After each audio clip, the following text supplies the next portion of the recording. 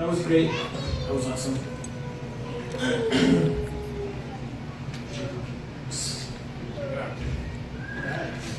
Well, first, let's give it up for the bride and groom.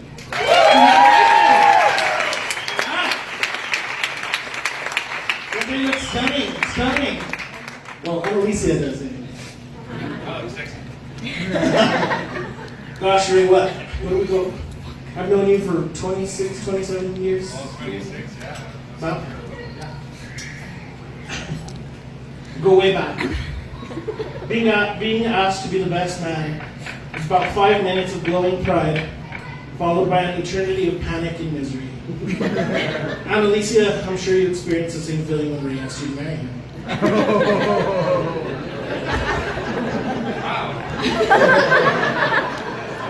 Just kidding.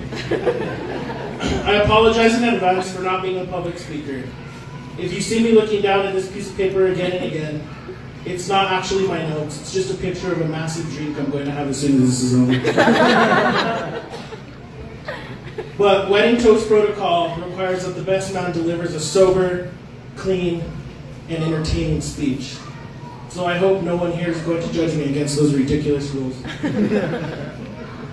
I've been anxious about giving this speech for a while now. Fortunately, last night I slept like a baby, waking up every 2 hours screaming my eyes out. Then 10 minutes ago I had to ask a complete stranger to burn me. But look at these two standing here today.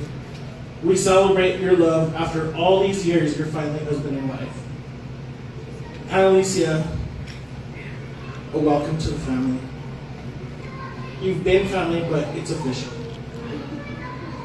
I know Lucy talked about Uncle Nick, but we are missing a great man today. Uncle Nick is here in spirit, but it's still hard. Ray, if your dad was here today, I'm sure he'd be wishing you both happiness and the very best. Your dad was a hell of a man. He always said exactly what he felt, no matter who you were, and people respected him for that. Your dad was also funny. Funny as hell. Ray, I see a lot of you in your dad. If I'm ever in need of someone to set me straight, or I need to hear the truth, I call you. Because you're not afraid to hurt my feelings. Ray, I want to thank you for always being good people to me. True family.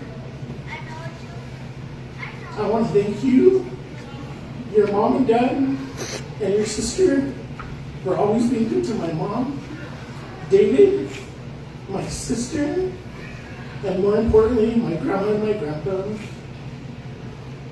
You guys have always opened your home and have always made efforts for birthdays and holidays to keep our family together. And we love you guys for that. Woo! Right. Get that out. I've said this before, and I'm sure also everyone here has heard it before, but in relationships, it's not just 50-50. It's 100 from you, and it's 100 from you. Every day you have to give it your all. If one gives more than the others, it tends to burn you out. So remember over everything to put God first. If you both have God in your marriage, you can conquer anything. Remember to keep personal matters private. And if you do need to talk to someone, make sure that it's somebody that is going to support you and give you words to work it out. Remember, never fight over money, because money comes and goes. And remember, you're together for richer or for poorer.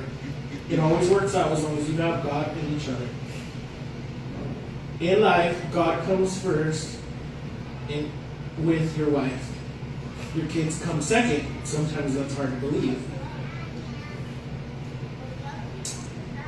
But one day, your kids will grow up and they'll have a beautiful wedding just like we've had today. So in the end, it'll be you and Alicia. So just keep it fresh and keep those magic moves on point. Magic mic moves on point. Yeah. I was reading something the other day that really stuck with me, and it was an article about marriage, and I wanted to share it with you guys. Marriage is a covenant, not a contract. A contract is written to say, if you will do this, I will do that. Or, if you don't do this, then the consequences are. In a contract, what you do is dependent on the other person. However, a covenant is a promise. It's a one-sided promise that says you will do certain things because you choose to do in marriage. The covenant is made because of love. That's a promise from you to your spouse, regardless of what they do or how they act. It completely depends on your decisions. Marriage is not a contract that is dependent on the actions of the other person. If you don't remember anything that I say tonight, remember that you are with each other because you love each other. So when Ray leaves his shoes or clothes everywhere, remember, you love him. And when Annalisa leaves all of her laundry spread all over the bed, remember that you love her. Okay? Here are a few other things to remember. Annalisa, remember, men are like tile floors. If you lay them right, you can spend years walking all over them.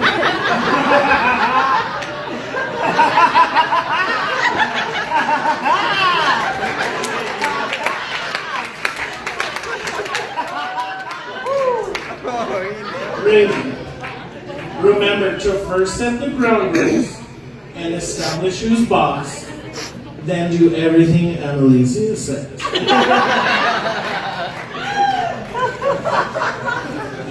Remember, a happy marriage is a matter of give and take.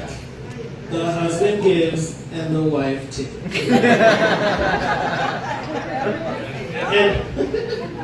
And lastly, Annalisa, with men, you must remember we are like fine wines. We start out as grapes, and it is your job to stomp on them until they mature into something that you'd like to have for dinner.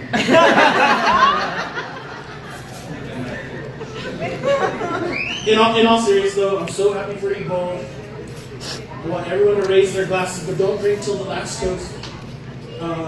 May your lives be filled with many blessings, and may you continue to love each other till the end of time. Congratulations.